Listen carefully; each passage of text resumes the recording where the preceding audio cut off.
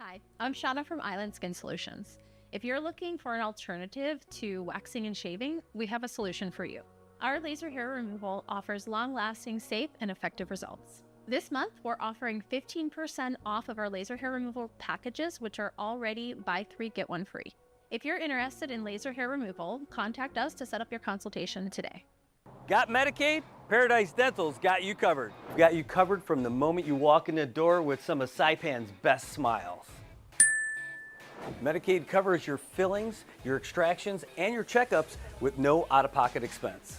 And Medicaid covers all of your x-rays without any additional cost to you. So remember, if you've got Medicaid, you're covered. Don't wait for a toothache. Call Paradise Dental today. Come here often.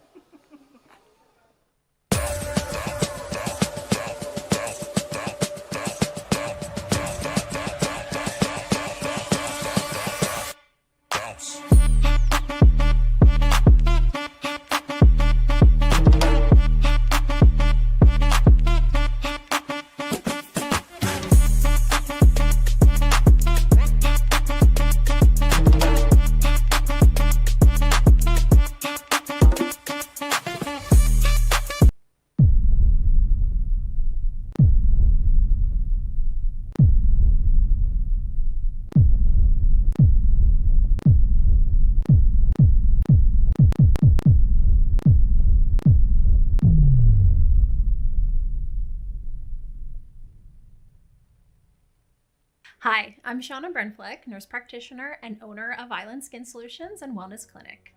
We are Saipan's only medical spa offering a wide range of services to meet your unique skincare goals. We offer exclusive medical-grade skincare products that can only be purchased from a licensed medical professional.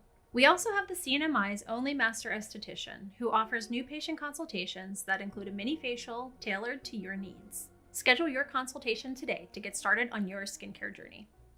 AP News, I'm Ben Thomas. A federal judge in New Hampshire has issued a nationwide pause on President Trump's executive order ending birthright citizenship and certified a class action lawsuit, including all children who will be affected. Marcela Sanchez reports there's also a 7-day stay to allow for appeal. This lawsuit is among numerous cases challenging Trump's order, which would deny citizenship to children born to parents living in the U.S. illegally or temporarily. Several judges have issued nationwide injunctions, but the Supreme Court limited those rulings and gave lower courts 30 days to act. Since then, opponents have quickly returned to court to try to block it. I'm Marcela Sanchez.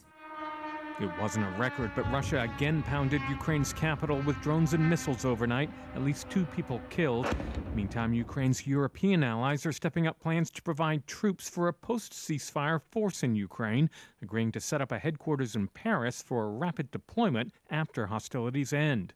Of note, a U.S. delegation present at the meeting for the first time. The Trump administration's on the attack against Fed Chair Jerome Powell. The president has urged Powell's dismissal for not cutting interest rates. I call him too late.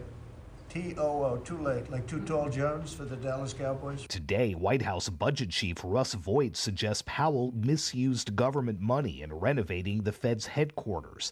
In a letter to Powell, Vought calls the renovation plan an ostentatious overhaul and submitted a series of questions about whether the project complied with federal standards. He also suggests Powell misled Congress by saying the buildings never had a serious renovation. Vought writes a 1999 to 2003 update of its roof and building systems counts as a comprehensive renovation. Sagar Meghani, Washington. On Wall Street, stocks closed higher with the S&P and the Nasdaq again hitting new highs. The Dow gained 192 points. This is AP News. A successful rescue last night in L.A. Donna Warder has the story. 31 construction workers were rescued from a partially collapsed industrial tunnel in Los Angeles. L.A. Interim Fire Chief Ronnie Villanueva. It was determined that a structure failure of the tunnel lining failed approximately 5 to 6 miles in, trapping that we thought 27 individuals. 4 actually went in to rescue. Authorities say the workers climbed over more than 12 feet of soil to reach a boring machine, and all were transported back to the one single opening of the tunnel. Los Angeles Mayor Karen Bass says that on the way to the scene, she thought the worst. We're all blessed today in Los Angeles. No one injured, everyone safe. All audio courtesy of KABC. I'm Donna Warder. There's more news at apnews.com. I'm Ben Thomas. Thanks for listening. Half a day, golfers. It's Hanmi's 40th anniversary, and you're invited to the 23rd Annual Hanmi Charity Classic Golf Tournament on Saturday, July 26th at Elevate Golf and Resort, West Course. Cash, cars, and other incredible prizes. With our popular blackjack double payorio format, anyone can win. Only $130 or $110 if you register before July 11th. Awards luncheon and our awesome raffle at the course. And a portion of our proceeds will benefit the good work of the Commonwealth Cancer Association. So register today at Laulau, and we'll see you on Saturday, July 26th. From your friends at Hanmi, building a stronger Commonwealth with you since 1985. PHI is your local pharmacy serving customers in Cagman, Garapan, and Dandan since 1996. Shop PHI Pharmacy for all your prescriptions, and we even offer a large line of multivitamin supplements. Our Dandan location is open weekdays from 8 to 6 and 8 to 4 on weekends. Or visit our Garapan and Cagman locations weekdays from 8 to 6 and 8 to 1 on Saturdays. Check us out online at phipharmacy.com or follow us on Facebook. PHI is a locally owned independent community Health Mart pharmacy. Health Mart, taking the time to listen and care. If you see something, say something. And stay anonymous. Call Crime Stoppers at 234-7272 or submit a tip online at nmicrimestoppers.com. No names, no caller ID, no recordings, just your info. And if your tip leads to an arrest, you could earn up to $1,000 in cash. Your tips have helped take hundreds of criminals off the streets in the NMI. It works because of you. Crime Stoppers, we want your information, not your name.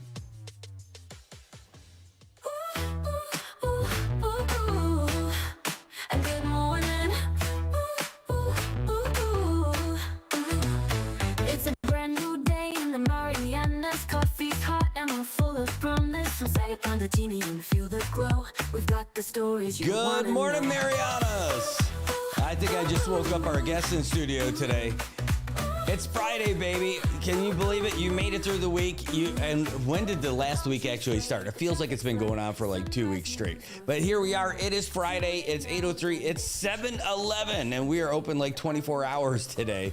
It feels like it. Anyway, we're excited because we've got some guests in studio, and they didn't have to run in between raindrops. I know it was raining a little bit earlier, and it's going to be raining today. We're looking at scattered showers and thunderstorms throughout the day. Partly sunny skies, high near 87. It's a light breeze, so don't worry, you're not going to get knocked over, and it's not going to blow off your toupee. You're going to be fine. But it is going to rain today. It already rained a little bit. They said it's a 30% chance of rain. And what is Landon? Hey, let's say if there's a percentage on there, it gonna rain.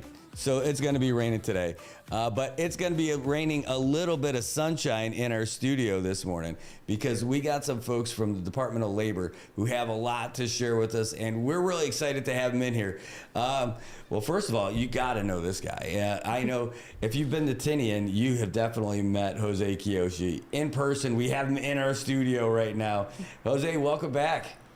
Hey, Bob. Welcome. Brad, I'm sorry. Hey, I'll take Bob, Brad. At least you started with a B. Right. You know? Yeah. Better than Sally. Right. Buenas dan hopefully, Tiro. Kamusta po to our listeners out there. My name is Jose P. Kiyoshi. I am the newly hired Enforcement Director for Sinamay Department of Labor. We are here to announce we're excited to announce our Job Fair 2025. Thank you to our secretary, Leila Staffler. She's head of this department, and I would like to also have to my right introduce herself, and she'll be the one that's introducing the job fair. Thank you. Hi guys, good morning. Lonnie Cruz here from Department of Labor WIA Division. I'm the Business Service Coordinator.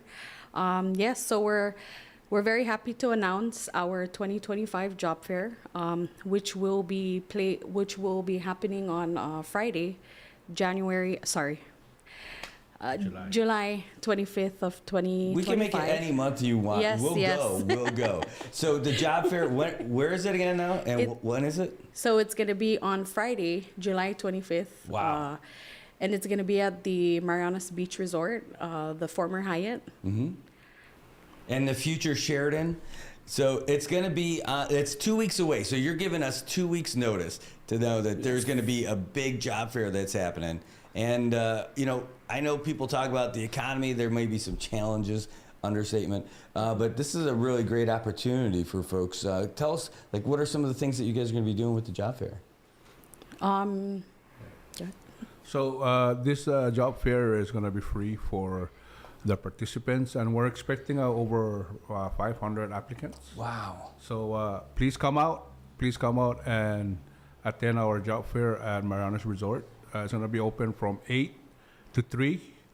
So it's going to be from 9 a.m. to 3 p.m. 9 to 3. So on the 14th, and it's the Marianas Beach Resort, so the former Hyatt. Don't go up north to the old Marianas Resort and Spa. That's not going to be there. Yes. You save some gas and hang out in Garapan. You could take the Coda and get it dropped off pretty darn close right there. Yes. It's a big deal. It starts at 9 o'clock, so this is, and it goes till 3. So it's pretty much an all-day event. Yes, it is. Yes, it is. How about, so I know you're going to have a lot of applicants, but how do you do you have a whole lot of companies that are going to be there, organizations, and like how do businesses get involved?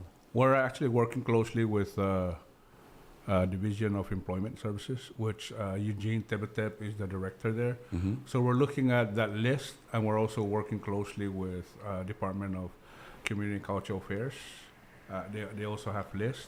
Mm-hmm. So we're actually targeting the 30% companies out there that are having a little bit issues of finding employees. Mm-hmm. So, but it's open to everybody. You know, it's not open to a certain company, but it's open to everybody. But our focus is actually the 30% companies that are not meeting their workforce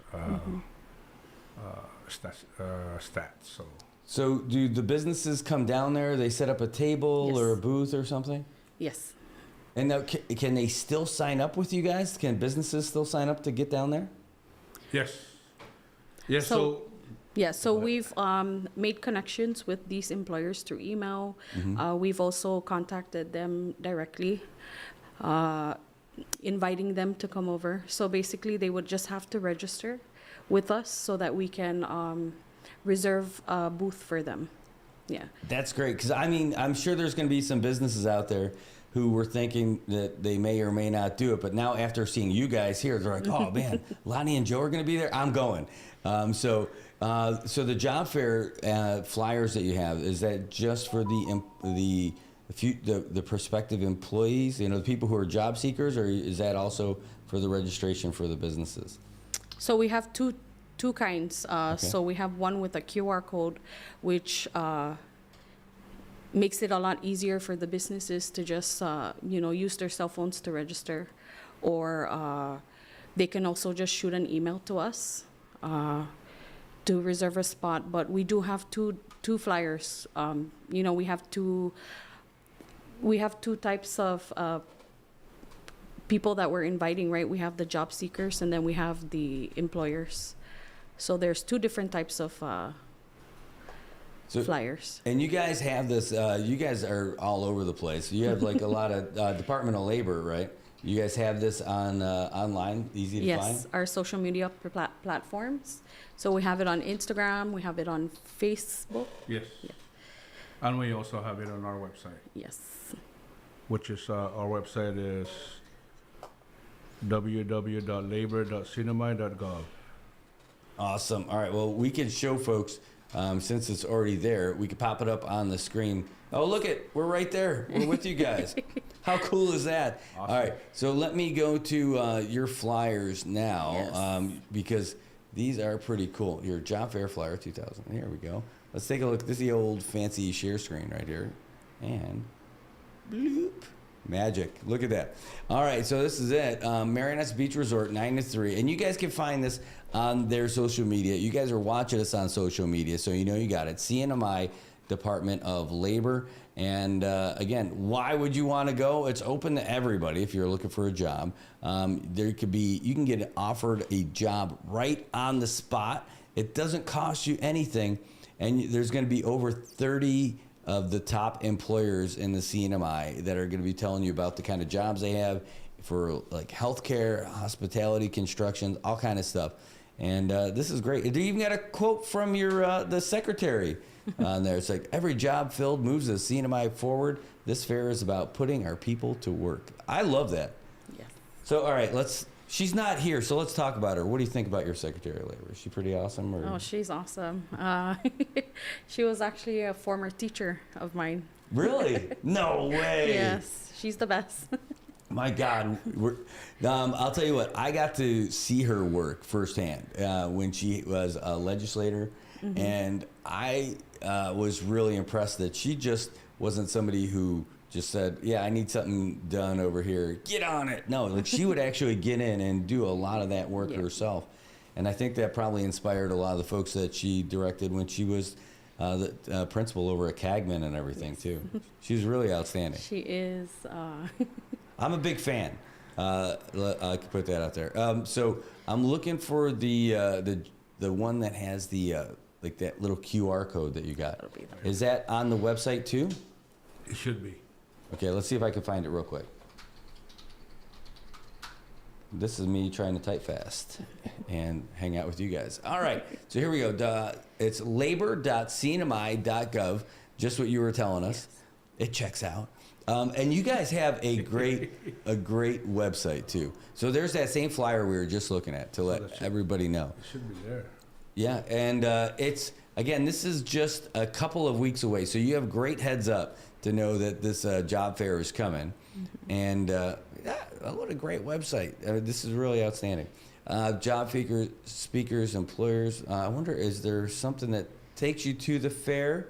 If not, it's that one thing that pops up is there. There we go. Job fair, there it is. You got, I like your little slideshow too. So that's some of the other stuff, but here we go, view calendar. All right, so putting something like this together has got to be a lot of work. So can you walk us through like how you guys put this together? Where do you start? Like you're at a meeting, you're like, all right, we're going to do a job fair, and then what? Well, okay. So basically, at Department of Labor, there's 6 divisions, right? So each division would have a rep to help coordinate this job fair. So for each department, we had one rep. I'm a rep from WIA, and he's a rep from enforcement. So it's actually every year the Department of Labor would have, or they're mandated to have at least 1 or 2 job fairs every year. Oh, wow. Yes. So it's a lot of work that at least you know that it's something that's coming, so you can build up for it for a while. We've done it every year. Last year we had about 700 participants. Wow. Come in. Yes. We had about how many employers that came in last year? Over 40. Over 40. Was it at the same place? I think it was at a different place. It I wasn't here last year, so. Yeah, it was at multipurpose. Wow. And that's a smaller venue than where you're going now. So you got a bigger spot. Are you using the whole thing, or you have people on the stage and everything? Because it's a big venue. I'm guessing, they've got all those little like rounded tables. So I figure like each one of those is a company or something. We'll have some employers who are seeking, announcing their positions, and then we also have some resources. We'll have women's affairs there to provide services. We'll have Medicaid. We'll also have OVR there. OVR. So we're gonna try to maximize the whole space. We're trying to maximize the. Oh, it's gonna be packed, and it's gonna be great. That lobby's gonna be hopping. I mean, like everything. That's probably gonna be like the most exciting that place has been for a long time. So, and at least you can get great coffee right there too. And we're also inviting the companies from Tinian and Rhoda. Wow, that's to join in. Come over and join in. And we're also gonna be planning on having one on Tinian and Rhoda, of course. The Department of Labor on Tinian and Rhoda will head the job fair, so That's in the plans right now. We'll also have a section of the ballroom that'll be for people who want to update their resume. We'll have computers available. We'll have a table for them to fill out applications. So, if they're there, to visit every table, then they'll have a privacy area for them to. That's great. Yes. That is just great. So you see, like, we got all this equipment and all this stuff, right? I can almost take for granted that I just figure everybody's got that stuff, or everybody knows how to do some of that stuff, right? Like, there's so many things I don't know, and I find out by just going on the computer and saying, "How do I do this?" Right, and I'll do that. Or ChatGPT. Yeah, or there's like a YouTube video. There's a walkthrough for almost everything that you want to do, but not everybody is savvy. Not everybody sits in front of a computer all day trying to figure out that stuff. So being able to do that is such a great resource for folks. You're really helping. Oh, we got a call coming in. Let's see what we got. Hoffade's Ontario, thanks for calling the show. Who is this? Hey, Brad, am I on the air? You are. Oh, hey, good morning. Good morning to your guest. Yes. This is Ray. I just wanted to ask them a question in regards to the workforce issue in regards to the unemployment rate in the cinema. They want to ask a question about the unemployment rate? Okay.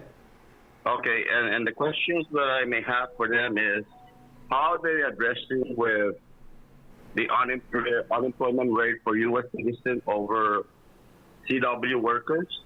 I understand that construction and professional positions are very tough to fill. But in regards to the blue-collar jobs, like gas attendant, cashiers, a waiter or whatnot. How are they addressing that to ensure that the unemployment rate for U.S. citizens are able to fill those and replace those employees, which is there is a federal law that requires us to make sure that priorities are U.S. citizens, because it's very sad to see people lining up at the NAP programs, and most of them are very young, and it's sad to see and lose those potentials. So with the Department of Labor, this is across cinema, how are we addressing this with the employer to ensure that U.S. citizens are priority over residents, permanent residents, and CW workers? Because, man, we got a lot of talented kids that can fill those positions, and I just don't understand why aren't they filling out those positions. Thank you. So that's a great question. Jose, maybe that's you with enforcement. You get to fly in there and answer that one. What do you think? Thank you, caller. That's a very awesome and great question this morning. To answer that question, we are also trying to get that number as of yesterday, as of last week, as of last year. Unemployment rate in the CNMI, we don't have the exact number on unemployment rate. In fact, we are still waiting for our counterpart, U.S. Department of Labor, to also share stats. As I came in, I started in January of this year. So there's a lot of gaps that we have in the CNMI. And one of the biggest issues that we have is collaboration, right? Sharing statistics, sharing numbers. And my boss, Leila Staffler, is very passionate about numbers. So we are trying our very best at Department of Labor to get those numbers, because even us, we don't have that number. So collaboration with Department of Labor, with Department of Community and Cultural Affairs, Department of Commerce, and also U.S. Department of Labor.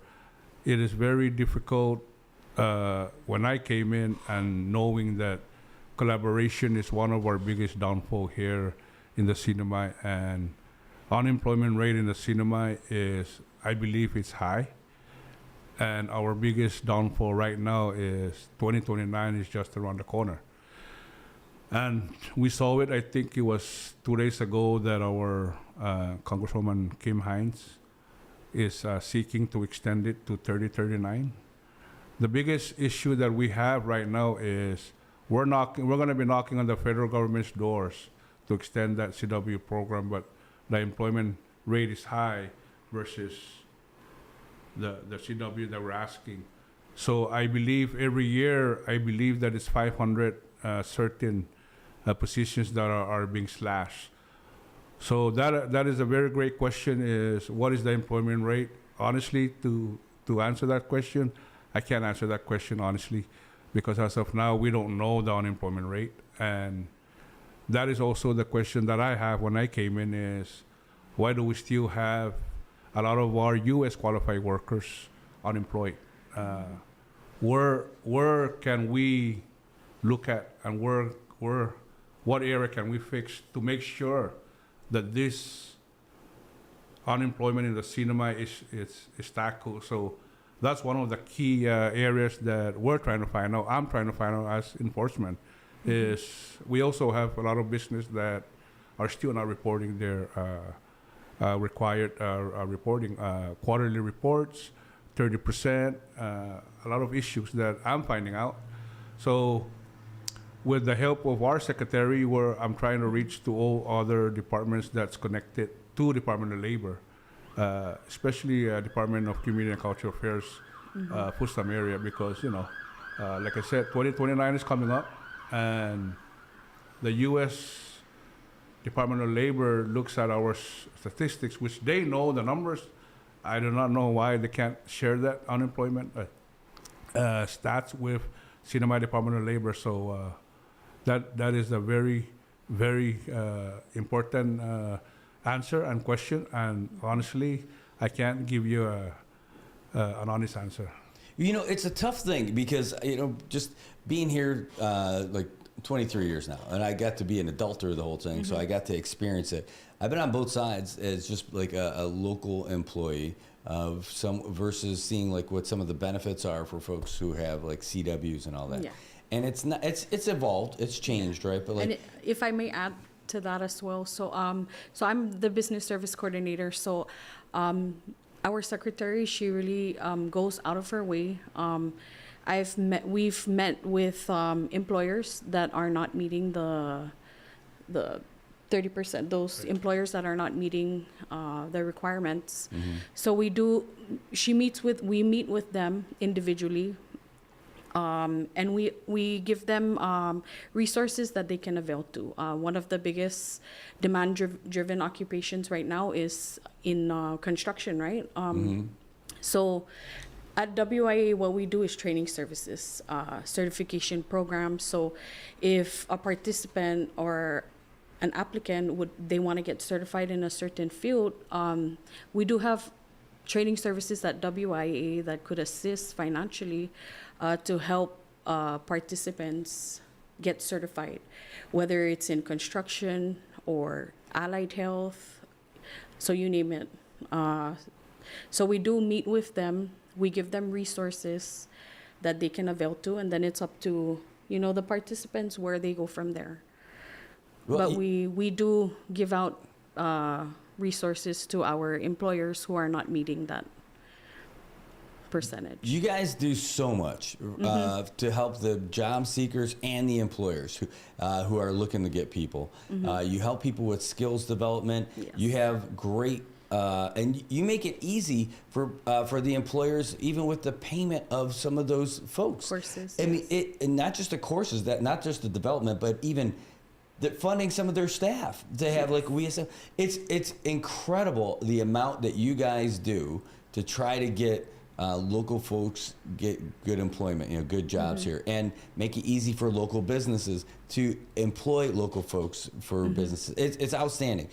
The hard thing is, I think, is seeing some of the differences. What are some of the things I hear from people in the business community?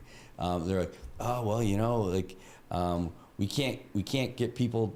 Oh, I got another same call coming back. I do want to talk about this part though. Hold on. Holiday Zantiro, thanks for calling the show. Is this Ray? Yeah, Brad.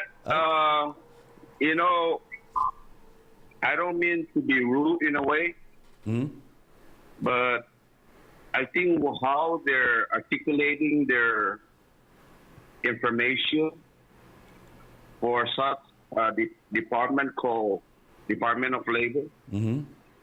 I think that's uncalled for to say that you don't have statistics, you don't have information, local issues or local work enforcement.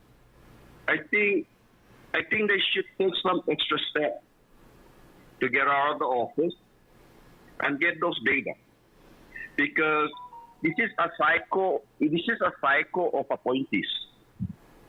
We continue to disregard. We continue to neglect our U.S. citizens who are here in the cinema because they have not done their part effectively. If you don't have the data, you don't have the information. It is your responsibility as the Department of Labor to ensure that, make sure that you understand how many students in high schools are graduating this year, how many students are graduating at NMC, how many students are graduating from NMTI, so that they can get those data and try to lead them to put them in the workforce to fill those positions. Something is wrong with the Department of Labor. It is really uncalled for. And I'm very disappointed with our leaders to continue to turn a blind eye on all these students graduating from high school, NMT, and college, to make sure that they have a job when they get up. So if you don't have the data, get the numbers from high school, get the numbers from NMC, get the numbers from NMTI, so that you can have a transition information for the public or for your data to make sure that those companies are ready to hire these people. We cannot just continue to be recycled. I'm tired of hearing the same excuses without proper and effective execution to make sure that our people, our U.S. citizens, are priority. We can't continue relying on the United States Congress to keep extending our internal problem when it comes to workforce, because there is no reason for our cinema to be, many of our people are unemployed because of political private sectors continue to hire within themselves. That is the problem. We have government politics, we have private politics. So those people that are in charge of the enforcement, to make sure and get those accurate information and get your data right. You can't do your job effectively if you don't have the information and the data. You can't keep telling the cinema story. You got to get back to work and do your job prudent to make sure that you have maximized your effort to address unemployment in the cinema. I'm sorry, I'm kind of a little bit disappointed, but I wasn't happy with the answers. You know, Ray, and that's a good point. Yeah. Oh, wait, you're gone. All right, well, at least you'll be able to hear us. So, hey, no problem calling and being frustrated. That happens with everybody, right? So that's a good take. If you don't share that kind of stuff, people aren't going to hear it. If you're just smiling and a nice face all the time, nobody's going to ever get anywhere, right? I mean, if you're frustrated, and that's good stuff. One thing is, one of the many points that you brought up is, trying to make sure that all those guys have jobs when they come out of school. I don't know that that's their job at the Department of Labor to make sure everybody has a job, but it would be great to make sure that those jobs are made available, at least prioritized if a lot of the businesses were in that focus. Go ahead, Jose. Well, Brad, Ray, sorry that you're frustrated, and we're here this morning to announce about our job fair, and all those questions I'll probably ask Brad maybe next week. We'll come back with Division of Employment, and probably we'll give you that number, unemployment rate, and probably we'll call Department of Community and Culture to see how many food stamp recipients we have. Like what Ray's saying, making excuses is uncalled for, but we're not making excuses here. We're telling the truth, right? Is is the number of unemployment rate we don't have right now, and yes, let's stop making excuses. So, Ray, maybe next week we'll come back with the right agency to answer that question, and I believe that question should be answered by our Division of Employment Services. And yes, it is true. We have to find a way on how to make this system work for our people, because like you said, and I've also mentioned that we every year we have graduates, right? Every year we have NMTI, but like what Brad said, is it our job? I think at the end of the day is the individual's job in our community to look for jobs. Now, if they are being denied, then that's where Department of Labor comes in and will find agreement and disagreement. Why is it the U.S. qualified workers not hired? Why is it that CW is hired? Why is it that I applied and I was never called? Right? Because learning in the Department of Labor Enforcement and Compliance is we have certain limits, right? For example, discrimination. It's EOC. Those issues, and a lot of issues also that I found out coming here learning is we have a lot of workers that are working, and most of them also are either green cards or CW workers that are legally hired. But to answer Ray's question,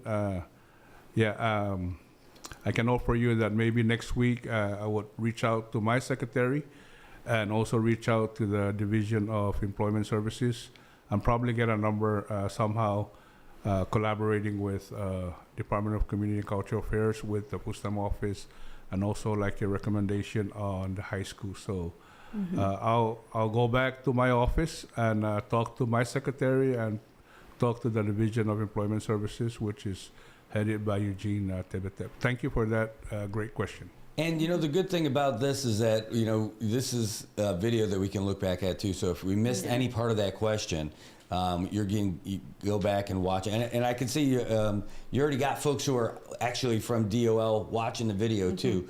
So it's a good team effort. Like you mentioned, there's a whole bunch of different sections, right? Yes, your workforce investment, your enforcement. You might not have all those tips or have all that at your fingertips. So, hey, Ray, thanks. You got me these guys coming back next week now. How about that? So that's great. And I'm super excited about that.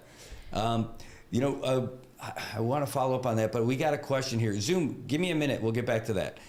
So thing is, you hear different things from the employers, right, from the businesses about the CWs and all that too, right? So I've heard the things like, oh, we can't find people, or they don't want, they being like whoever's a U.S. certified worker, right? Saying, oh, they don't want to do the job. Oh, geez, we got another call coming in. This is nonstop. Let's see. Hafeday Zen Tiro, thanks for calling the show. Who's this? Oh, this is David. David, hey, you're on the air. Yeah, that's awesome. All right, you got a question? Yeah, I got a question regarding this Employment Services Department of Labor and these businesses that we have on the island, all the islands in the CNMI. Regarding I applied everywhere, but when I went there following up at Barkey, Triple J at Bob Jones here on Tinian, their business, I was told that I'm sorry because I heard there was a lot of touchbacks going on over to the Philippines. So there's I was told by a friend that used to work there, hey man, go apply because I just went to another job and my position is open. So I handed in my application. I also made Bob Jones while he's out on his field looking at his project. And he told me just go ahead and put in an application and follow it up. And I was given a word that you should be hired because I told him my credentials. Although after like a week later, I went back and checked again the general manager. Unfortunately, he said, oh, I'm so sorry. We have the CWs coming in already. We don't need, we might not need, we can't hire you because they will be filling it out already by the CWs. Now, look at this. I'm experienced. My credentials are 11 years in the forestry division here, Department of Lands and Natural Resources, coinciding with the federal government. And I also held from South Carolina. For 5 years, I've been a Garda Kansas District driver messenger as an armor guard. I service all the banks in South Carolina. Also service all the high-end hotel and all the high-end department stores in South Carolina. Even the airport and ATMs, I do the sole service. So I also have this experience in agriculture, also in decorative concrete. I used to work for the quarantine services on the island of Tinian as a summer trainee. With all my credentials, that didn't even work. I applied at NOVA, think tank. I also have a construction, experience, with at least, I think, 1 year in. But despite with all my credentials, and I'm a graduate at ABE, but also I have 30 credits in criminal justice and also in agriculture. So I used to work for NMC Creeks too, and I went through all the workshop about farming and all that, but that didn't even stick. So I went around and go, okay, never mind, I'll just go to all the stores and apply.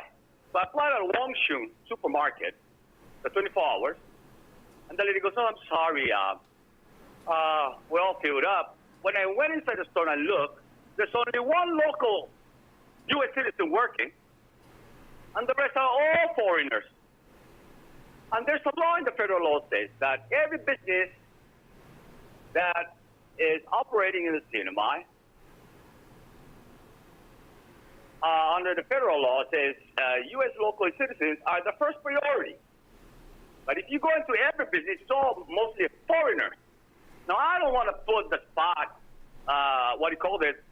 regarding Department of Labor's issue, because my job is to find a job. So I still have a job. That's my job. I put it that way. And even as we speak, I think our department, the cinema government, is self-inflicting, like Congresswoman Kimberly King Hines said when he got elected. It's insufficient. Government departments are very insufficient in the cinema government. I went to each department, how Department of Lands and Natural Resources on Tinian is dilapidated. You go to the Department of Public Safety, it's not safe around it. It's a lot of junks. And you only have 5 police officers. And then you have Bob Jones, named Jones, the beast down there where they called it Jones Peaks before, called Jones Peaks, but he's not even helping to fix the pavilions. He even removed the coconuts for safety. And we're using his name. And this is not a vindictive or any vendetta against anyone. Long story short, Brad, there's a lot of going on in the cinema where people are just so probably living in denial that they run across every infrastructure and it's okay. Well, I think Brad, let me tell you a long story short, and let me close back in closing. Okay. The problem of the cinema government, we bring in we use tons of federal funds, name it in any section of the federal funds. Even at the, the new home, the homestead, the late Mayor San Nicolas, known as Sandia administration, so he gave people land, but there's no infrastructure. Now, 12 years in, 2 mayors, they cannot even put water to the homestead so that people can upgrade their standard of living and start building their houses. They even fail to put infrastructure in, and we're waiting for decades. Even our gym, people, we cannot blame the directors because I see the problem already. It's from the top down, not from the bottom up. Mm-hmm. Every time we have a shortage of funding in the government system, they go ahead and cut all the employees, but their leaders, they never cut their subsistence. If you total all the subsistence that they gave them 5,000 or 3,000 on any island or any elected official, it costs up to $1.2 million, if I'm not mistaken. So thank you so much, and I'm not saying Mr. Know-it-all.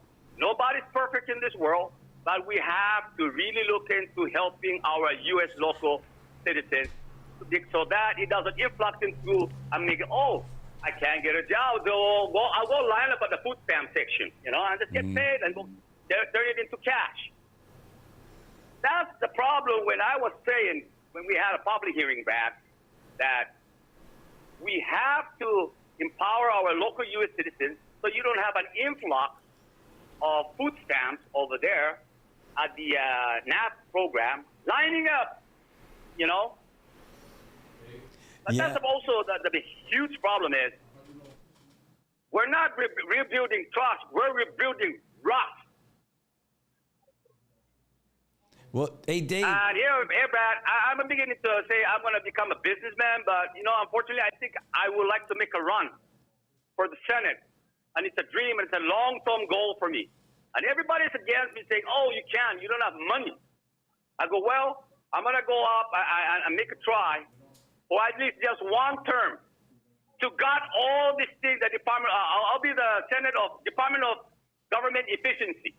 One term only so to gut out all the corruptions and start oversighting departments and whoever is at stake so that it be accountable for it. And this thing has to stop because it's been happening for decades. So out of the 50,000 people in the cinema, maybe out of the 50,000, only one notices what the heck is happening and who's speaking out now. Hey, Dave. I go to the government office, everything, all the services in the department are so slow, sir. Dave, you go to the Department of Motor Vehicle and you try to get a license. I'm sorry, you have to come back, but you paid all the services already. But you have to come back because the person that's going to sign is not here. Okay, and thank you so much, and good morning, Marianas. Hey, thanks for calling, Dave. Appreciate it. That was great stuff. And I'll tell you what, there was so much to unpack from that phone call. But we're going to keep it limited. We'll go back to the labor part. All the other stuff is great. And if you end up wanting to run for office, hey, man, that's part of the great thing about where we live and what our system is that if there's something that you don't like, if there's stuff that you aren't a big fan of, instead of just complaining about it, you actually go out there, you can make that difference and be that difference in our community. If that's what you're going to do, that's pretty badass. So that's pretty cool. Getting down to the labor part, though, and more specifically, because we're lucky enough to have you guys here. I think he's one of the reasons why we had that conversation for so long, because I really liked the part of really hearing like somebody's frustration about like trying to get a job, a local perspective, trying to get a job. I know it's case by case and everything. You can't talk specifics and all that, but I bet that frustration isn't just Dave and Tinian. I bet there's a lot of local folks who face those same kind of things with the CW stuff too. I mean, yes. We get it every day. And we do have resources. We do have websites where they can share their concerns and stuff like that. So, in terms of data and stuff like that, that's something I'm not really familiar with. But in terms of training, so one of the issues we face here in the CNMI is skilled workers, right? When you go and apply for a job, they don't get back to you. You're not qualified for the job. Yeah. They have requirements, right? So one of the biggest requirement is experience, right? So if you're lacking experience, WIA can assist with that. And we have resources that around the island. So we have satellite offices around the island of Saipan. We do have representatives in Rota and Tinian, distributing information about what types of services WIA can find. If it's transitional jobs, if you're looking to dip into a different career pathway, then WIA's the right place to start. If you want to get certified in construction, in different types of trades, you can definitely go to our office and apply to get certified. And, most of our work experience program leads to permanent positions. That's depending on performance, it's completely up to the employer whether they take you or not, right? I know personally a company that's working through your program, through the training, and they've had people and they continue to build their skills. You guys help with their payments and their training. Yes. And it is wonderful. Like, it's such a great program that, like, I know that I want to do that if I stop rolling away from my desk here.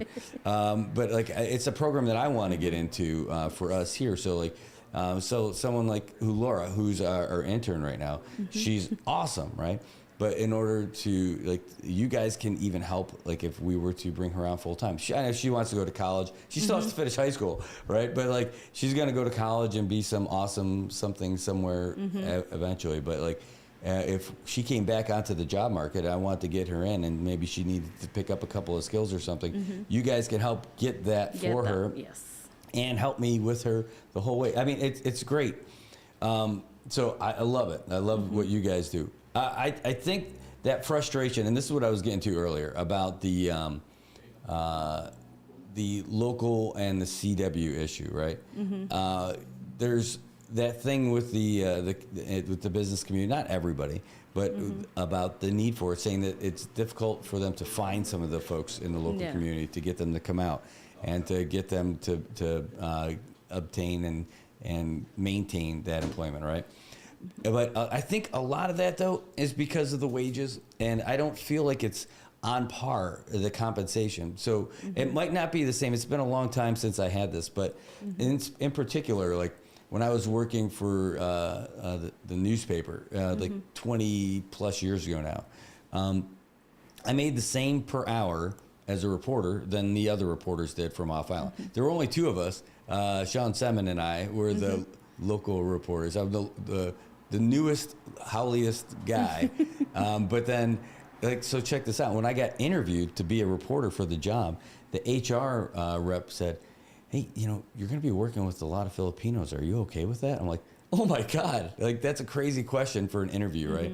So she was also like a CW. She was a contract worker as the HR manager for them, right? And so that was one. But number two, we all made not great money, right? We were making, I think it was like $3.05 an hour. And then, but they also included for the CWs as part of their contract, they were getting, we got a caller coming in. Caller. Yeah. But they were also, hey, caller, you're on, but hold on one second. I just want to finish this thought. So I'm going to put you on mute. You'll be able to hear us, but we're not going to hear you. So give me just a real quick second, okay? Okay. Okay, thank you. All right, so so we were getting like the same hourly rate as our as the guys who were off island, but for the same rate, they were getting their rooms were taken care of, their housing, their utilities, their health insurance, their 3 meals a day, and also you know, their vehicle. So that is not equal compensation, right? Even if the dollar amount's equally compensated. Clearly, that benefits package is way higher for folks who are hired from off island than the people that were here. Long time ago, right? But like, and I was one of the rare, I wasn't a CW working there, right? And with the other guys. So we were at the minority in that part as far as the percentage goes. Like there's a percentage that they have to have for like local rates, right? Or sorry, for U.S. hires. No. Do you know what that is offhand? It's well, it's actually 30% if you're gonna, you know, hire U.S. qualified workers. All right. What are you talking about? Yeah, that was it. Wage? No, not the wage, but just about that. I wanted to finish that sentence, and we have a caller on the line. Havaday Zentiro, thanks for calling the show. Who's this? Good morning. Hi, my name is Lex. I just want to share something that my friend experienced with Department of Labor. Is that okay? Yeah. Yeah, so like my friend was not, hadn't been called up after he applied on some companies. So what he did is that he called on employment services and told them about it, and they helped him there. It turns out that we do have rates if we are not being called on after we applied, and that employment services helped us with that. So what they did is they called up the employer and told them that they are required to call up applicants after they applied, right? And then this guy, my friend, was able to get a job after that, although it will start on sometime on August. But I'm just saying that maybe the callers that has been calling has not been reaching out to Department of Labor. They should call Employment Services and ask for this because they do offer help. That's all. That's just feedback from the speakers. So what do you think? So let me answer that question.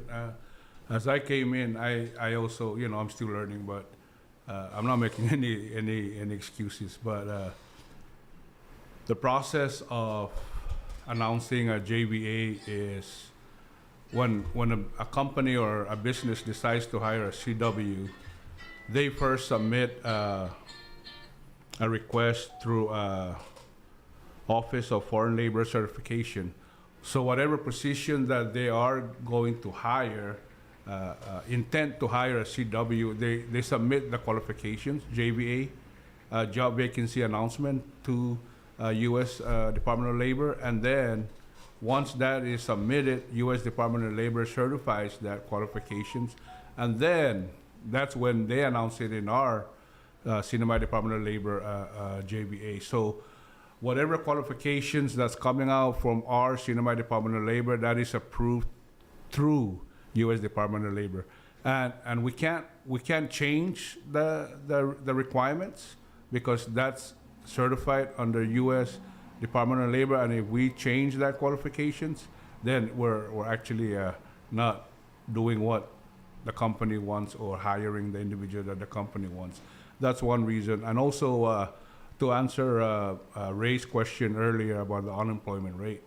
I believe that we did a 2020 U.S. Census survey in the CNMI, and I believe it's 11%, somewhere in that range, unemployment rate here in the CNMI. So that's one area that you can call Department of Commerce. We just did our 2020 census, so that's the number for the CNMI, if I'm not mistaken. Yeah, and by the way, I don't think anybody expects you to know every statistic for the entire thing, especially, I mean, you're the enforcement, right? You're not the overall full picture and all that. I mean, and when you were coming in today, it was with this. There's other folks who you work with who have those kind of numbers. And right. And that's where you got that support, and that's the best thing. You're able to get that because, like you guys mentioned, you have different divisions. It's all chopped up, different folks who can help out. You know, I know you guys were coming in to talk about the job fair, but you know, it's really, I think this is really a good thing when you guys, because you're hearing directly now from some folks who are experiencing this, and maybe, well, one, it's really cool to have them call in, talk about it, and some real frank stuff, and you're hearing directly about like some of the issues that are really affecting people right now. So like this one in particular, you know, while you're on the phone, Lex, maybe do you want to, you don't have to give everybody your information while you're on the air, but do you want to send a WhatsApp to this so they can help follow up with you with anything? No, what I'm trying to say is my friend was helped by Employment Services when he called in. That's what I'm trying to say. Like, the people who called in earlier might have not reached out to the Department of Labor if they were not called in after they applied. They should. Because, like, Employment Services call employers afterwards if you report to them that you are not being called in after you applied. That's what I'm trying to say. I'm sorry for the feedback. Yeah, no, that's great. That's excellent. So... And also to answer those questions that employers are not calling. I've seen firsthand information that when we call in employers, have you called Joe Kiyoshi? Well, they have their own emails. They have their own log sheet that I did call Joe Kiyoshi on this number. I did email Joe Kiyoshi on this email, but unfortunately it hasn't been answered. And when we reach out to the employee, the applicant is like, did you check your email? So, oh, I forgot the password.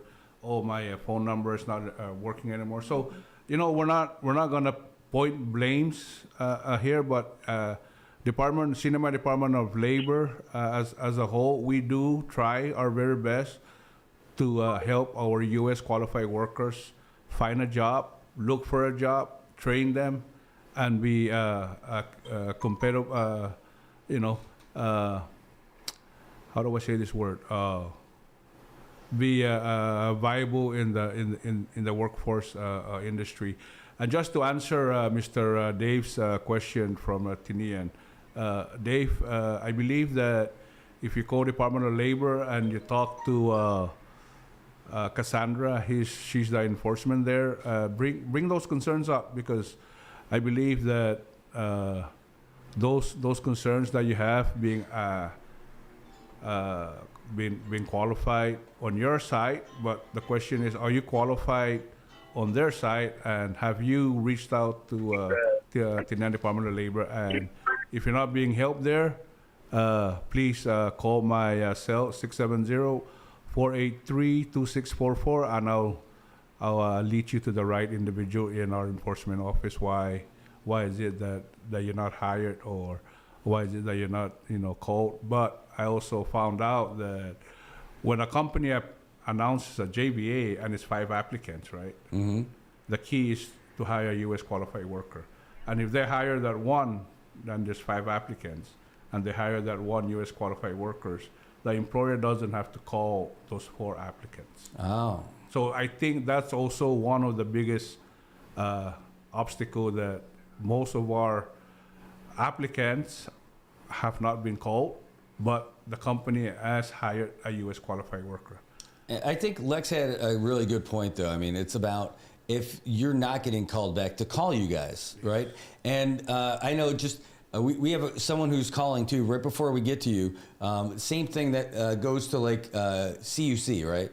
If you end up not having power or water and you just complain about it and you don't actually call CUC, CUC can't help you, right? Yeah. So like with you guys, if you can't know every single job opening that's happening and the status of every single one that's happening, if somebody feels that they're qualified for something and they're not getting that call back afterwards, or they're denied, you're the guys to call. You're the advocates for these employers to be following the law. So you're trying to help them out. And in your different roles, right? Yes. We do have another call, and he's on the line, and he's one of our superstar callers, Piling Gazetmo, out of, he's from the Sinamay, but he's out there in Guam. Piling, good morning. Hey, good morning, Brad. Good morning, Joe, and ma'am, and Dr. Marianas. I just want to ask the Brother Joe. Brother Joe, on the labor side, if a company or a business that comes in and wants to open up a business there on our Sinamay, what is you guys' knowledge on the employment of locals? And is there a policy or a law that requires a business to hire how many percentage of locals and outsiders? What do you think on that, Brother Joe? Like, for example, a store owner like Mingli, Tenghua, and they open up a business. What's the requirement of that store owner? If you go in, are they required to have 50% local and 50% outsiders? No, because it seems in our Sinamay, when those outsiders, business people, they open up a business, majority of their employers are of their same race. No, plus the other thing is our politicians increasing the minimum wage there on our Sinamay, because it's very hard, very expensive. Our Sinamay, Brad and Brother Joe, our Sinamay is very expensive, to be honest. Just the CUC, if our local is working on a private sector and is making $700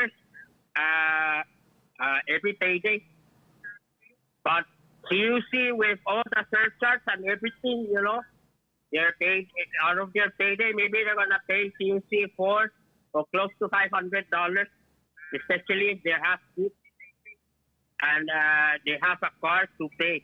So these are politicians trying to increase the minimum wage, or on that case, you know, the percentage of local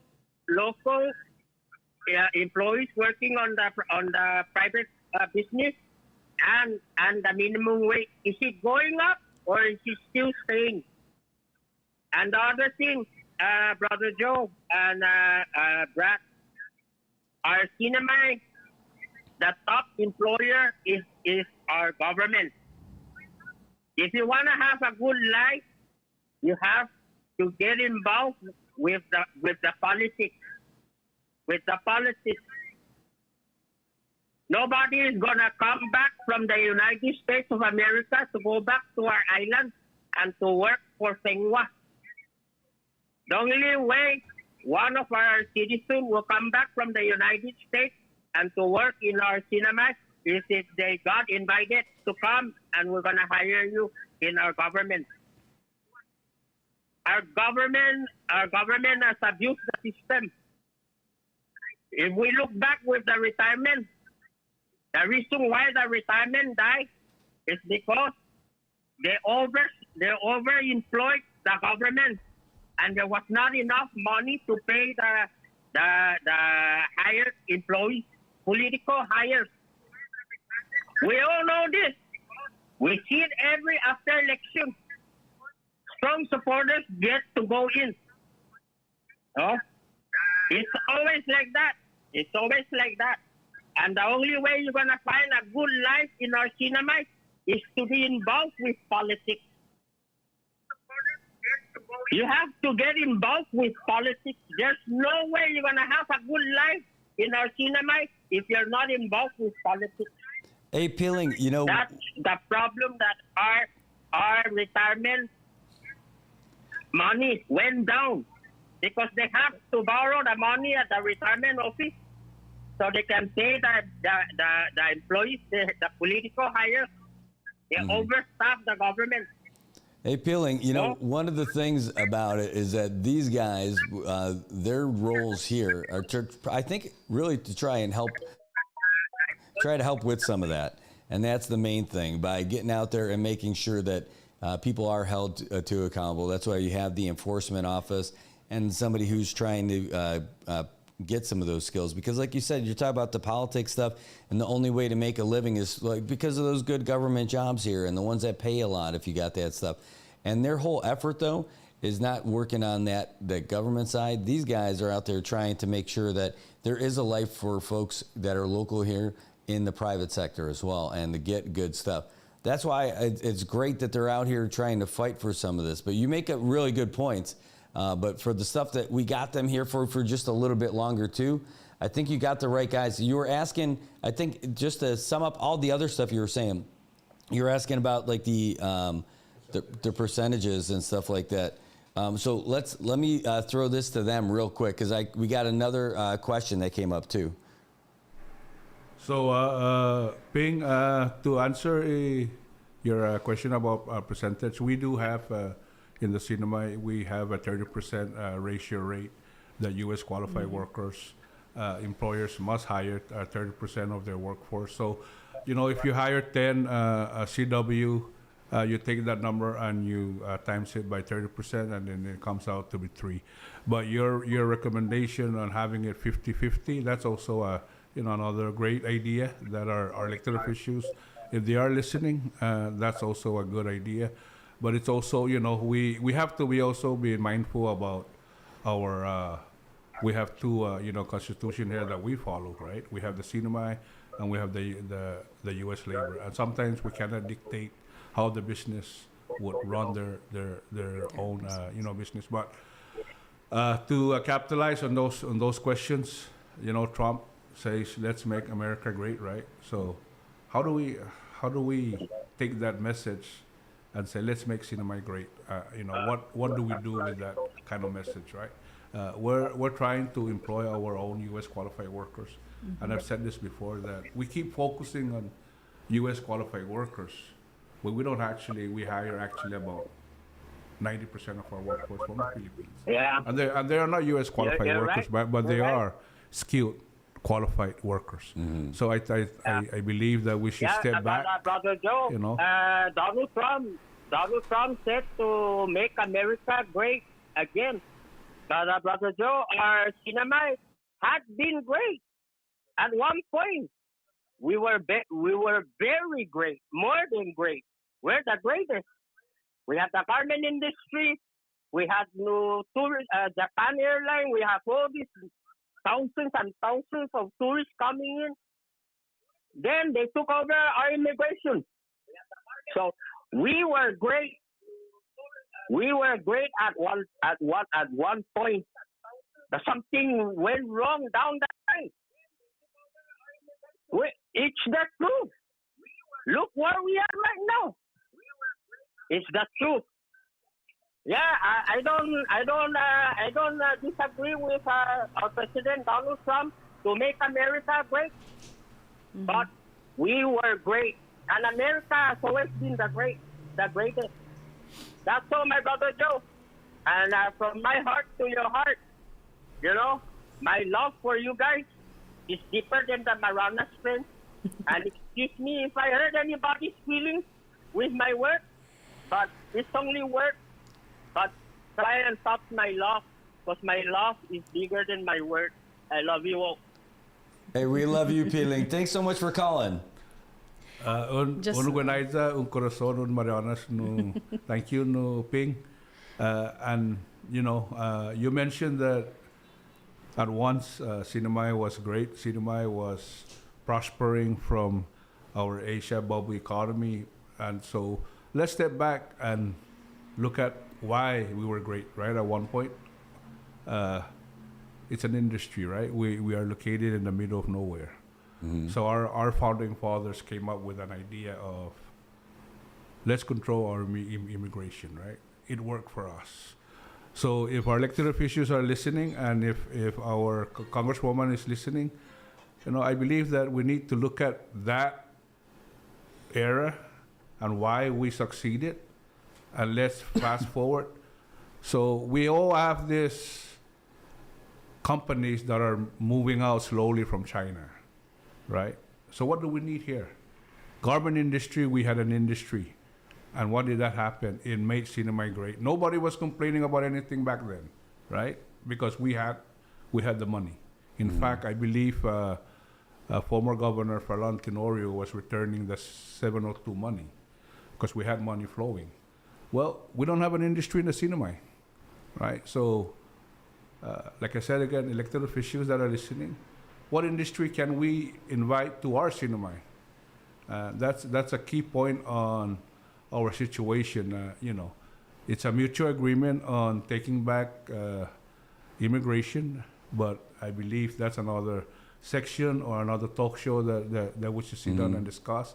But we're here this morning to promote our job fair 2025, and it's headed by our secretary, Leila Staffler, and of course the Division of Employment Services, which is headed by Eugene Tebetep. And if we don't answer your question this morning, like I said, maybe next week we can come back and get all those questions answered. And if we don't know, we'll probably reach out to other departments that can answer those questions. But we're here this morning to promote our job fair, and thank you for calling in, asking those tough questions. And Ping, you didn't hurt anybody's feeling about when we talk about minimum wage again, right?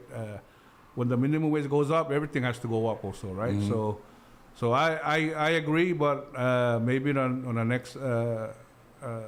Tune in next week. Tune in next week, and probably I'll sit down with the secretary and see where we can go from there. But and thank you for all those individuals that call in asking questions. Yeah, and just to add to that, also to our caller earlier, we are getting better. So as of this year's stats, our increase in U.S. workers are going up, and our CW1 workers are decreasing. So it is, we are getting there. We are going to be great again. And, you know, it's really interesting because that CW thing is supposed to expire in 2029. And Kilili said when he was getting to get us that extension to 2029, he said to Congress, he's like, over my dead body, we will not ask for another extension after this. And he said, if I have to come out of retirement to fight for it, I will come out and fight for it so we don't get the extension. Hey, there's a question. It says, when an employer says that a job is for a contract worker only, is that right? And if it's not right, how should job seekers respond to that? Are there jobs that are out there that people advertise like that? They say this is for contract worker only. Have you seen? No, every job is for everybody. It's not only specific to one individual, right? Mm-hmm. So when an employer decides to hire a CW, they have to go through the process through the U.S. Department of Labor, and that's where they get those JBA approved. So when they get approved, they give it to CNMI Department of Labor, and we post it out. But for those individuals that are getting answered like that, it's for foreign workers only or for CW. Please give our office a call 323-3196, and you can also call my personal cell phone 670-483-2644, and I'll direct you to the right individual to answer those questions or, open up a compliance agency case. You know what I think we've discovered is that this is a pretty big issue. I mean, it's a real hot button thing. Like a lot of people, we even have a call around right now too. There's a lot of calls coming in because I think that I did not think when we were going to do this today, it was going to be more than really just us doing the labor job fair. Mm-hmm. But it's really that community that's driving that conversation. So you guys are getting firsthand knowledge, like people who have been thinking about this for a while, and they finally see they got. I know you guys are available all the time with your phone numbers and all that other stuff, but you're hearing firsthand info from folks, and I think it's a real healthy thing. It's a really productive thing for you guys. We'll go to this call real quick, and because we're gonna let these guys escape to do their real jobs. So hold on, caller, are you there? Yes, Brett. Okay, real quick, because then we're gonna let these guys get out for a quick second. Okay. Here's the situation, the reality of CNMI. How do we stabilize our economy? That's economics 101, right? Okay. When you start hiring the workforce and you allow those money to circulate in the CNMI, you get a stronger economy, right? Mm-hmm. That's the disadvantage when you hire CW workers. That's what they call CNMI are the number one exporters when it comes to money. That's why we continue. We continue to struggle to stabilize our economy. Because the money that we're exporting should have stayed here. But I don't blame the CW. They have to feed their family. And that's what I'm trying to say. If we hire local and U.S. citizens, 100% of that income will circulate in the economy. Mm-hmm. And then it goes back to pay those two individuals paying their salaries. The government needs private sector to strike. They need income. And where do they get the income? From the private sectors. So if we don't pass that hole, right, and I don't want to get into covenants, but what I'm saying, if you pass those holes, the economy will thrive.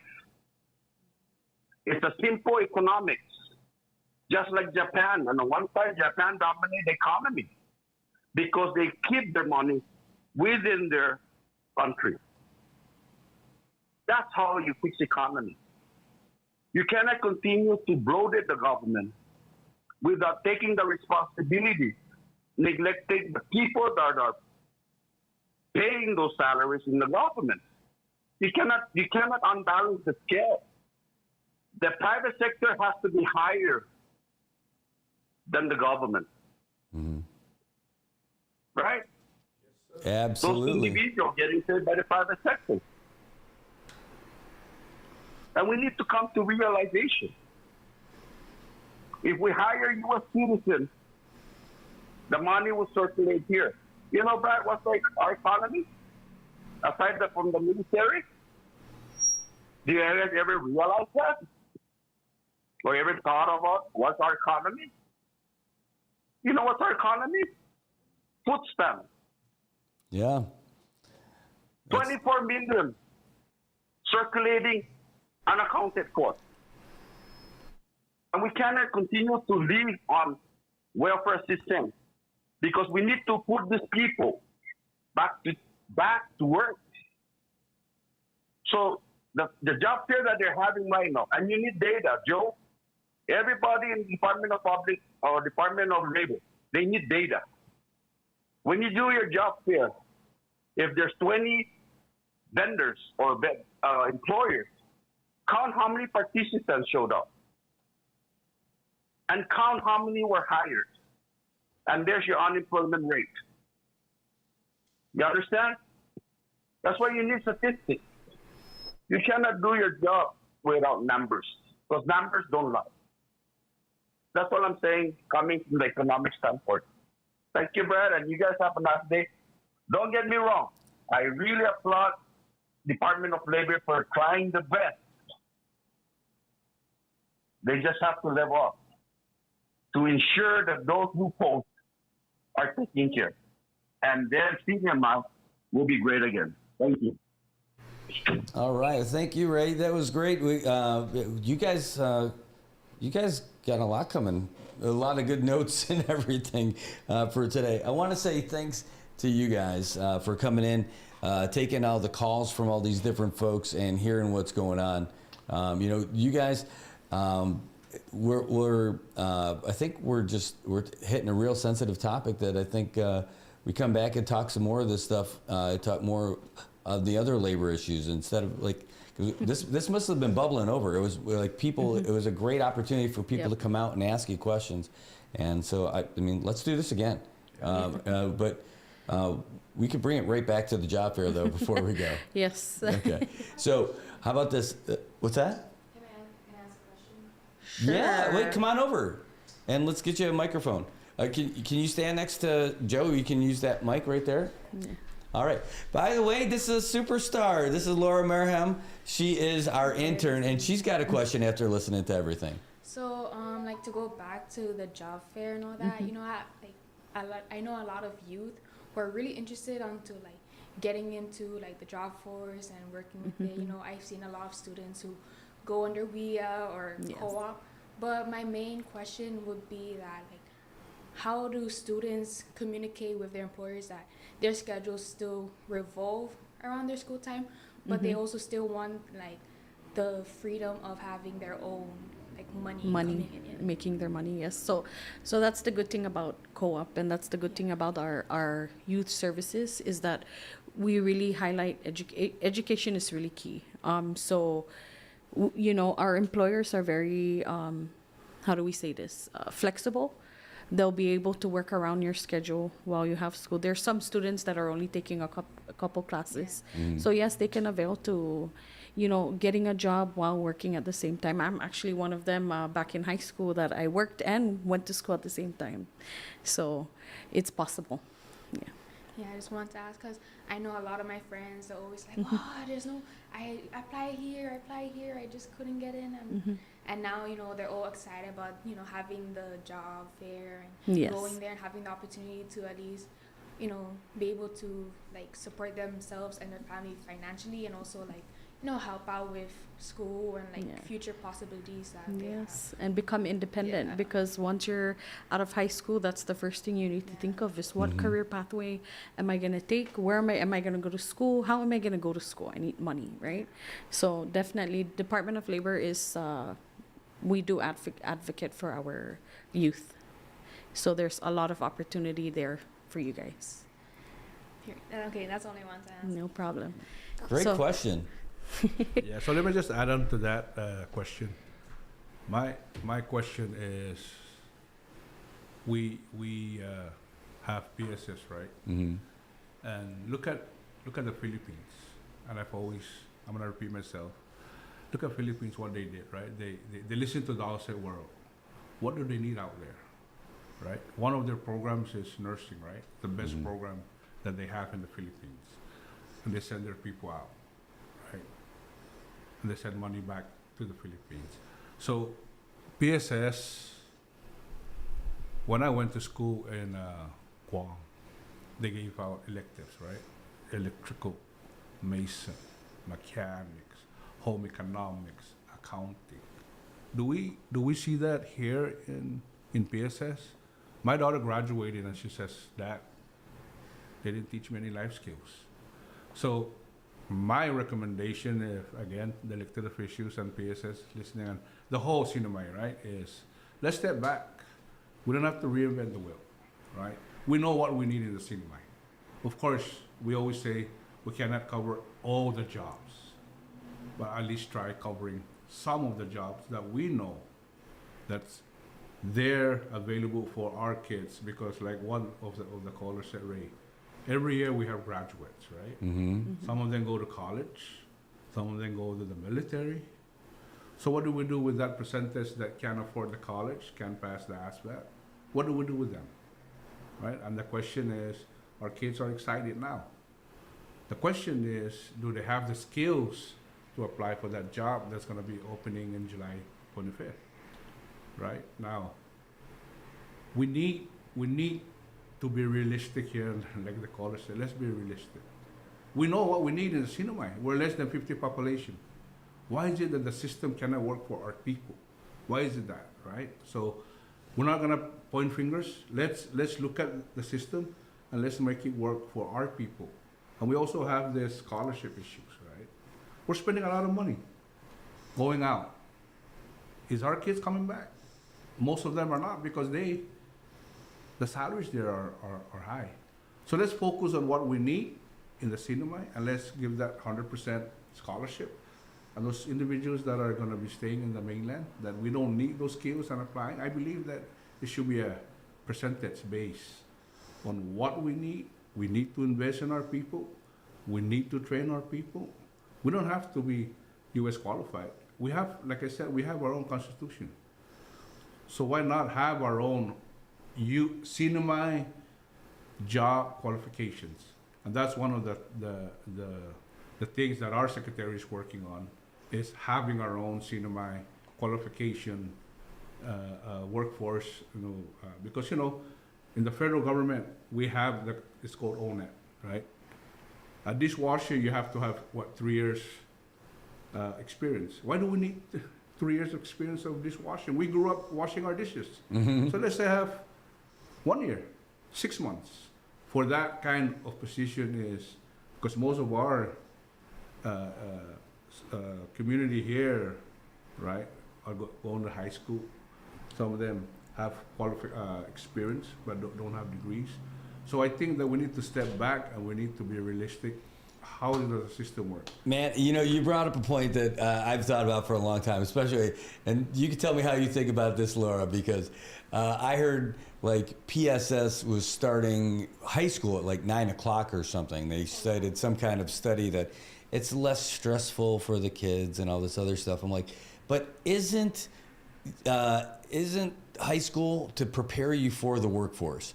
And what work starts at 9 o'clock? It is going to be more stressful. I know, right?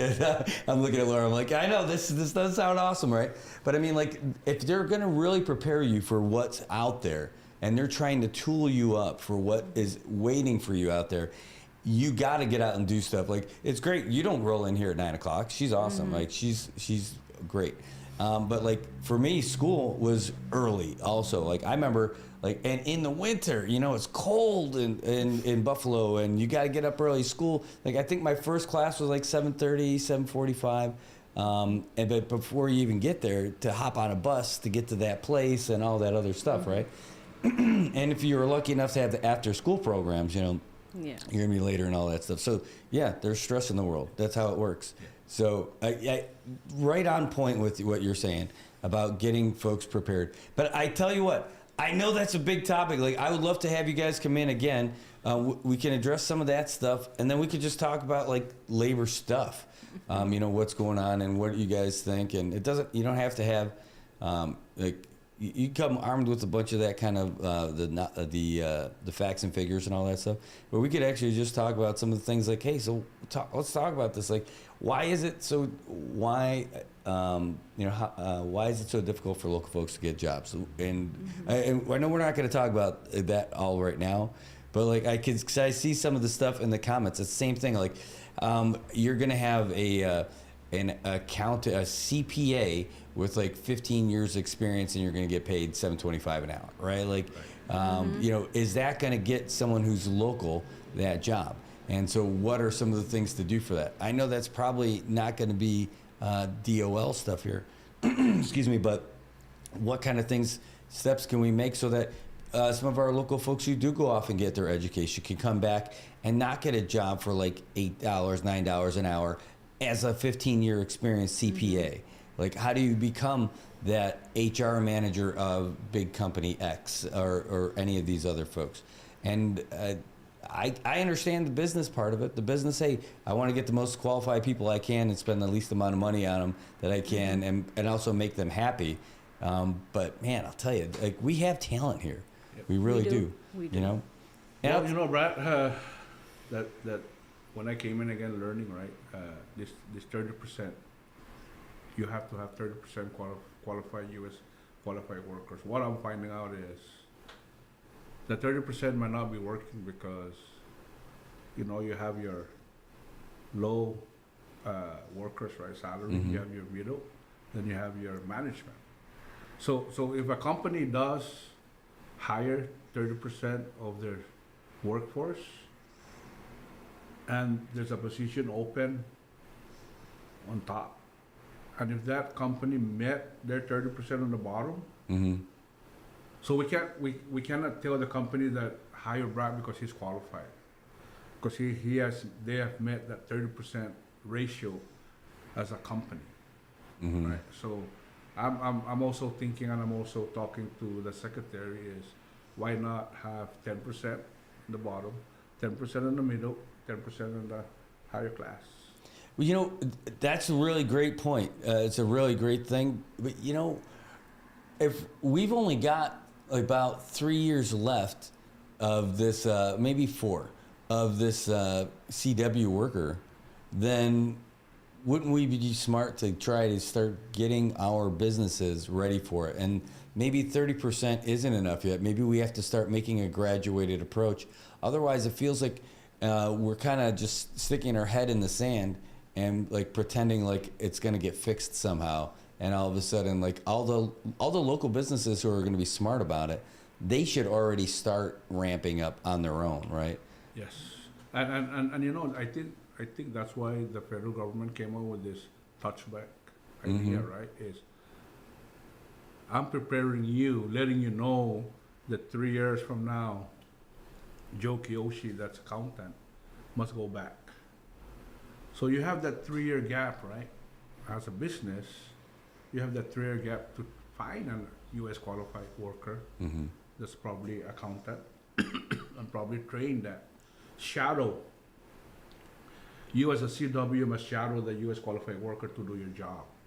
Then when that 3-year comes, right, you get a test or a workshop that yes, Joe Kiyoshi is qualified to take over John Cruz's job. So John Cruz, I'm sorry, I'm not going to renew your CW because I have Joe Kiyoshi that's U.S. qualified to take over your job. So I believe that's why the U.S., the federal came up with that touchback idea, is to warn the business. 3 years you have that CW, but also show me that you are also taking that effort to train a U.S. qualified worker. But again, like I said, we don't have to reinvent the wheel. And I've always believed that learning is, first of all, from your home, right? Then you go to school, you go to church, your religion, friends, and media. So if we go back to basics and we talk to our kids that you gotta be, you know, learn, graduate, learn something, then it goes beyond, right? So we know every year that there's graduates that's happening. So like one of the callers said, so what do you do with those graduates that are here in the Sinamay. So where do we train our kids? I think from the house to the school, all this. So. All right. Well, we're going to keep these guys for 4 more hours today. We're going to talk about well, we did but here's the last thing. Just real quick. What's the number for WIA? Can we get the number for WIA real quick? Someone just asking. Oh, okay. So it's 488. Okay, 488. 1720. We do have a few numbers. All right. So 670. 488. 488. 1720. 1720. And that's just one. I mean, but the main thing is there's a lot of resources on your website where they can find all that info too, right? And that's sinamay.labor.gov, right? Yes, and WIA does have our own separate website as well, so you can go to sinamay.wiowa.gov.mp. All right. So good news is that you guys were awesome today. Thank you so much for coming in. This was way more exciting of a topic or a segment than I expected. I mean, we went for an hour and a half. So time for a break, right? Yes. I got to wrap up the show because we actually had an appointment wrapped up set for 9:45. Any last things? Okay, just one thing. When our secretary Lera came in, she prioritized digital, right? So you don't have to drive up to Capitol Hill anymore. Mm-hmm. You can go to our website, submit documents, whatever documents you need to submit. You can go online. We don't accept any paper documents in our office. So that's one of the good things that Sinamay Department of Labor did is everything is electronically. And please don't forget to attend our job fair coming up in July 25th at 9 to 3 at Marianas Beach Resort. Thank you. Former Hyatt. 9 to 3. Former Hyatt. Yes, 9 to 3. 25th of the 2025. You can meet these two in person and ask them your questions too. Really, thank you so much for coming in today. It was really great having you here. Our audience loved it for sure. There's a million comments going on right now. Thank you, Laura. I saw you in there too for answering some of those questions for some of the folks.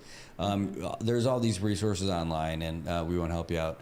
Yes. And we've got a 9:45. So thanks so much. Awesome. Thank you so much. All right, don't leave yet though, just so I can say goodbye and all that stuff. I want to say thank you guys for tuning in today. It was a show unlike any other where you guys, clearly it's important stuff for you, and it's important stuff for us because now we know some of the topics that you guys want to hear about. And you guys letting us know what you want to hear is the driving part of this show. It's your show. It's Good Morning Marianas. It's not, let's listen to Brad talk about whatever he wants to talk about all the time. This is what you want to talk about. Let us know. Help us line up some guests, and let us know who the guests are that you want, and we'll go out and get them too. So thanks so much for joining us today. We're going to wrap it up. Before we do, we're going to show you some messages from our sponsors that we love, and we'll talk to you guys soon. See you in a bit. Hi, I'm Shauna from Island Skin Solutions. If you're looking for an alternative to waxing and shaving, we have a solution for you. Our laser hair removal offers long-lasting, safe, and effective results. This month, we're offering 15% off of our laser hair removal packages, which are already buy 3, get 1 free. If you're interested in laser hair removal, contact us to set up your consultation today. Got Medicaid? Paradise Dental's got you covered. Got you covered from the moment you walk in the door with some of Saipan's best smiles. Medicaid covers your fillings, your extractions, and your checkups with no out-of-pocket expense. And Medicaid covers all of your x-rays without any additional cost to you. So remember, if you've got Medicaid, you're covered. Don't wait for a toothache. Call Paradise Dental today. Come here often.